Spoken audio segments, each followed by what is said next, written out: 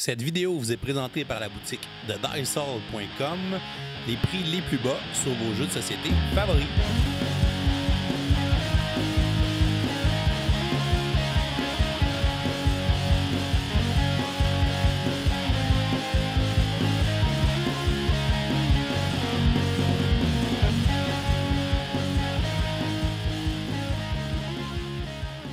Salut les gamers, bienvenue à Professeur Board Game. Je m'appelle David. On est en direct du Gen Con au bout de Blue Orange Game et je suis avec Charles. Salut, ça va bien? Salut, ça va très bien. Merci. Merci. On est la première journée du Gen Con, à peu près 1h30 après l'ouverture. Comment ça va jusqu'à date? Ah ben, ça commence fort. Planète, bien sûr, il a déjà commencé il y a quelques temps. Ça a vraiment cartonné au lancement. Et puis là, ça continue. Ça continue beaucoup. Vraiment étonné. Slide Quest, super content. On a fait déjà quelques conventions en Ohio, etc. Et puis ça a bien dépoté. Et puis là, je suis très content de sortir Papy Winchester. Et puis qu'on va voir après aussi Detective Club et le Kingdom New Duel. Tip top. Franchement, bon début. En plus, premier jour. Ça avance bien. On va voir la suite. Peux-tu nous parler un peu en détail des titres que vous avez amenés cette année à Gen Con? Eh bien sûr, en avant. Alors, on va commencer par le bon gros Planète. Planète, pas mal de gens aiment dire que c'est le petit frère de Photosynthèse. C'est à peu près le même thème. Même designer pour le jeu. Alors Planète, c'est un super jeu, 2 à 4 joueurs. Dans ce jeu-là, on a tous une planète. Vous allez voir, c'est très sympa quand on l'ouvre. Chaque joueur a une planète, en fait, elle est vide.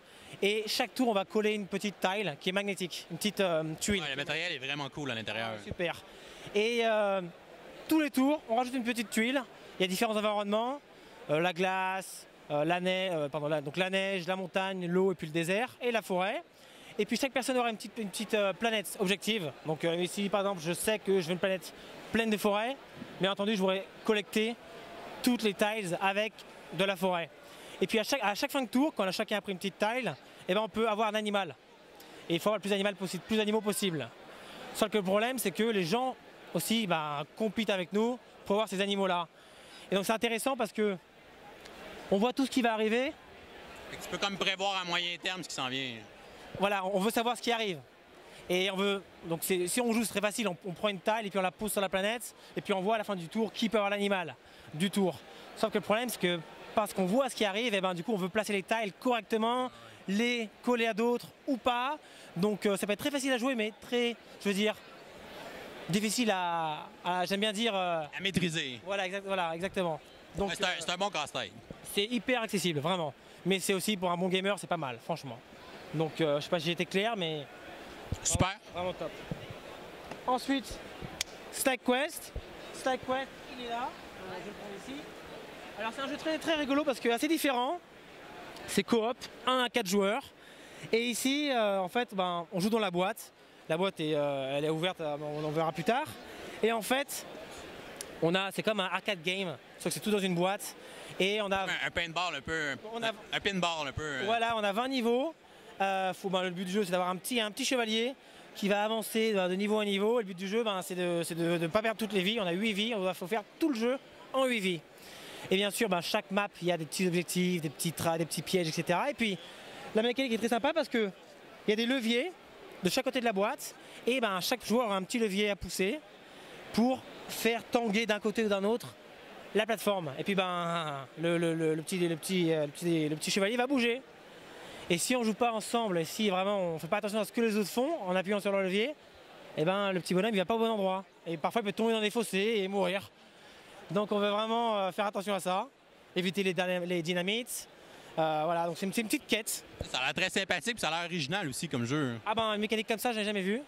Donc c'est très rigolo et il a cartonné, vraiment. Donc super, ça aussi on a hâte d'essayer ça. Ouais, voilà. Qu'est-ce que vous avez d'autre? J'ai entendu dire que vous avez Kingdom New Duel. Alors, Kingdom Duel, super. C'est un roll and write, donc en anglais, en français, je sais pas comment on dit, mais c'est un jeu à cocher peut-être. Voilà, un jeu à cocher, on dessine des choses. Et puis, si on connaît Kingdom New, on sait jouer à Kingdom Duel, c'est très simple. 2 joueurs, le seul roll and write à 2 joueurs. Uniquement pour 2 joueurs, ouais. Voilà. Et en fait, on va jouer, on a chacun un petit papier où on va rouler des dés. Et quand on roule les dés, c'est intéressant parce que si je suis le start player, le joueur qui commence le tour, je jette les dés et puis je choisis un seul dé, le dé qui me plaît le plus. Comme dans King Domino, on prend la taille qui nous plaît le plus. Ouais. Le deuxième joueur prend les 2 dés qu'il veut, et puis moi je prends le reste. OK. Les dés, ils ont des petites croix pour représenter les couronnes, ou ils en ont pas. Et avec ces dés-là, en fait, quand on les colle, bah, ça fait une petite tile. Et on va dessiner de petites tiles sur notre papier. Je sais pas si on peut voir là, mais c'est peut-être facile ou difficile à voir, mais sur ce papier-là, on va essayer de faire notre royaume. On dessine le royaume, tout simplement, avec les dés qu'on a. Et puis, intéressant, parce qu'à chaque fois qu'on collecte un dé, il y a le spellbook. C'est un petit papier où il y a tous les pouvoirs. Et ces pouvoirs, on peut les débloquer en collectant un certain nombre de dés. Donc, notre choix va se faire comme dans King Domino par rapport aux crowns, le choix des dés. Par rapport au pouvoir qu'on va débloquer. Exact, voilà. Et aussi par rapport à ça. Et donc, c'est pas mal parce que c'est assez déstabilisant. Quand on sait jouer à King Domino, je vois beaucoup de gens qui jouent à King Domino et qui viennent là jouer à duel. Au début, ils sont un peu déstabilisés parce que c'est le même jeu presque, la même mécanique. Mais c'est très spécial, c'est des là, puis on voit qu'on peut avoir des pouvoirs. Ça ajoute une toute nouvelle Ça dimension. rajoute une petite twist originale. Ah, carrément. Ça déstabilise complètement le joueur de King Domino basique, quoi. Donc c'est très sympa, ça se joue en 20 minutes. Accessible, mais vraiment pareil, hard to master. Vraiment. Génial. Et voilà. Et ensuite, vous avez Detective Club, un jeu assez attendu. Tip top, j'adore, super party game. Une petite touche, vraiment c'est le jeu. On est en soirée, et puis on a pris quelques petits verres, et puis il y a toujours un joueur dans un tour, tout le monde sait quelque chose sauf lui. Un peu comme Spyfall, là. Voilà, exactement, c'est comme Dixit aussi. Les cartes sont magnifiques, magnifiques. On en a un bon paquet en plus, il y a beaucoup de joueurs qui jouent à Dixit qui viennent nous voir prendre ce jeu-là. Pour jouer à Dixit avec Exactement, ces cartes sont juste... ou vice-versa. Ouais, voilà, mais tip top. Donc si on sait jouer à Dixit et que c'est Mysterium, voilà, on connaîtra ça. Vraiment, voilà, chaque tour, l'inspecteur, il aura de ses cartes. Il a un petit mot qui fait glisser dans les petits bouclettes, dans des petits livres. Et puis il écrit partout, sauf pour un joueur. Et les joueurs vont prendre un petit livre de façon aléatoire. Et puis il y en a un qui se retrouve sans rien, sans mot. Donc il va bien sûr jamais dire clean his face. Il n'y a rien qui s'est passé, je connais le mot, voilà. Et puis il pose ses cartes comme tout le monde pose ses cartes. Et puis le problème c'est que parfois il est complètement à côté de la plaque, quoi. Ouais, fait qu'il faut trouver c'est qui est l'intrus, si on veut. Et à la fin, on se dit, voilà, moi je pose ma petite loupe sur ce gars-là parce que je sais que c'est un gros mytho, quoi. Il connaît rien du tout, quoi. Donc il y a des gens qui sont très très bons. Dans l'équipe là, il y en a un, Florian, c'est un monstre.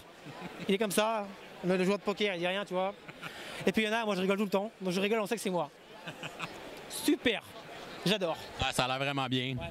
Moi j'aime bien parce que je suis pas celui qui joue vraiment deep strategy. Et c'est super pour le casual player. Et là on a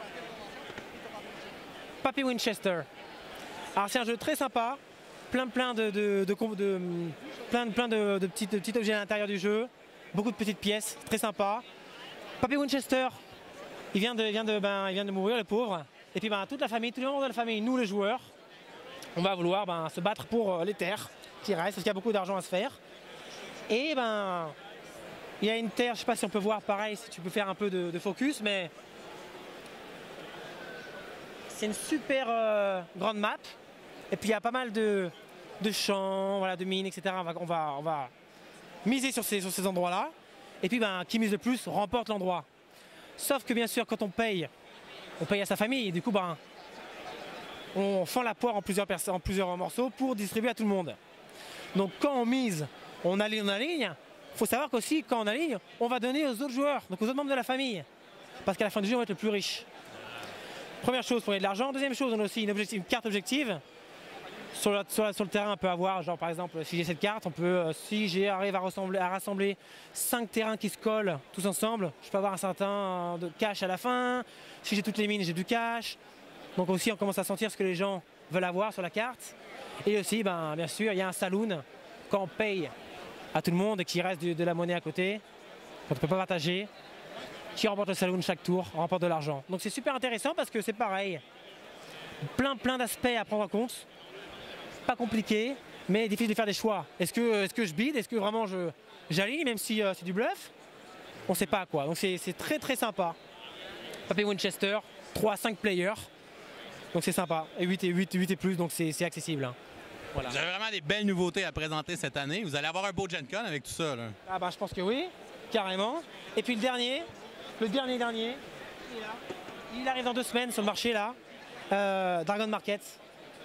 C'est sympa, c'est abstract. Je sais pas comment on dit, c'est... voilà, c'est assez évent, on va tuer le cerveau pour jouer à ce jeu-là. Vraiment, il y a 4 familles, parce que 4 joueurs. Et chaque famille commence dans un coin. Il y a plein de bateaux, c'est un marché en fait ambulant sur une petite mer, comme on appelle asiatique généralement. Et puis on a tous une carte objective. C'est une shopping list, si je peux dire comme ça, parce qu'il y a des petits items sur les bateaux. On veut ramener le plus vite possible tous les items qui sont sur les bateaux. Okay. Simplement on roule des dés, on a entre 6 et 8 moves et 8 mouvements.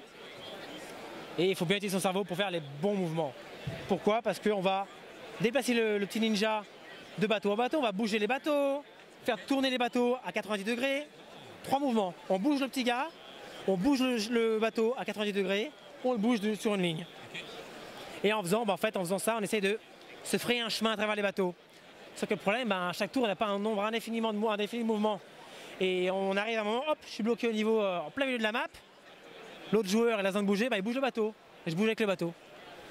Et il faut que je me retourne et ramener, non seulement collecter les objets, mais aussi les ramener à ma base, quoi. Il y a 2 cartes à remplir.